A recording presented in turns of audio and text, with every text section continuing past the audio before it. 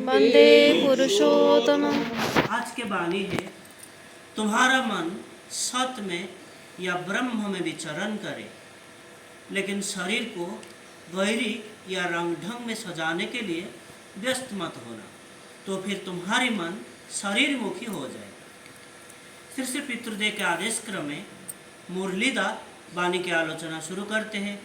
मुरली साहुदा बोलते हैं, सत का मूर्त प्रतीक होते हैं इष्ट। यह ठाकुर बोल रहे हैं, तुम्हारे शरीर को गैरिक या नाना तरह के रंग ढंग में सजाकर सन्यासी मत साजो, तो फिर तुम्हारे मन हर समय शरीर की ओर आकृष्ट हो जाएगा। कैसे देखा गया है, लोग क्या कह रहे हैं उसी तरह दृष्टि जाएगी।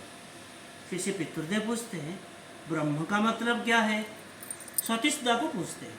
सतीशदा बोलते हैं, जो हर जगह पे व्याप्त है, हर जगह पे विस्तृत है, जो वृद्धि प्राप्त होके जो कुछ होके भी वही है ब्रह्म। बृहंग धातु का मतलब होता है विस्तार, और बृहंग धातु से विस्तार आया है। ब्रह्म को व्याख्या करने जाकर शिष्य पितृदेव बोलते हैं, जैसे मिट्टी देके हाथी, घोड़ा, पुतला, घड़ी, गिना, ग्लास इत्यादि बना जाता है, लेकिन मिट्टी तो मिट्टी ही रहता है। जैसे सोना देके हार, चूड़ी, मोती, कितना क्या बनाया जाता है, लेकिन तो असल में तो वही सोना रहता है। फिर मुरली के उद्देश्य में बोलते हैं, तो फिर वाणी क्या हुआ? गुरुर ब्रह्मा गुरुर विष्णु गुरुर्देव महेश्वर। तुम्हारा मन इष्ट के प्रति या गुरु के प्रति विचरण करे। शरीर को रंग ढंग में सजाने के लिए व्यस्त हो पड़ोगे तो मन शरीर मुखी हो पड़ेगा। इसीलिए उसी दिग में व्यापृत ना रह के मन को इष्ट के प्रति मशगूल रहने के लिए निर्देश दिया गया है। अहंकार त्याग करो, सत स्वरूप पे अवस्थान कर पाओगे। जैसे पितृदेव बोलते हैं, प्रफुल्ल तुम बोल।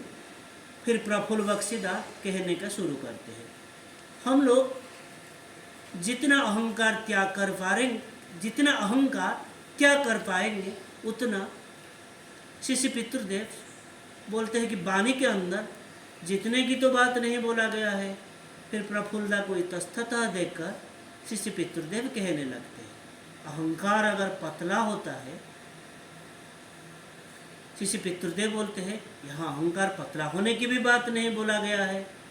प्रफुल्लदा फिर बोलते हैं, मैं करता, मेरा अपने दिग में ही टान रहता है, और यही होता है अहंकार का भाव। शिष्य पितृदेव पूछते हैं, अहंकार तो समझा, अब सत स्वरूप किसको कहते हैं ये बोलो।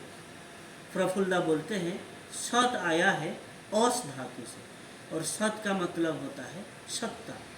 तो फिर सत्ता जहाँ से आया है वही है सत का स्वरूप। शिष्य पितृदेव बोलते हैं, सत आया है और सत जहाँ से आया है वह तो बहुत दूर की बात है, यहाँ कैसे करके होते हैं वही बोलो।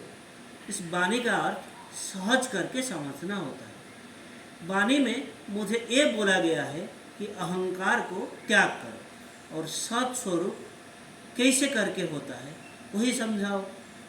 शिष्य पितृदेव अब वाणी के प्रकृत अर्थ समझाते हैं। मेरा जो विद्यमानता होता है, मेरा जो प्रकाश होता है, उसका दो रूप होता है, एक सत और एक असत। अहंकार अगर त्याग करता हूँ तो फिर असत भाव चला जाएगा और सत भाव रहेगा। प्रकृत जो भाव है वो फूट के निकलेगा। मेरा जो प्रकृत रूप है वो प्रोमिनेंट या मुख्य होगा। मैं करता भाव, इसीलिए तो मेरा अशांति है। मैं अष्टपाश के अंदर बंधा हुआ हूँ। सत स्वरूप या सत का रूप ही सत्ता का प्रकृति है, उसमें मैं विद्यमान रह सकता हूँ।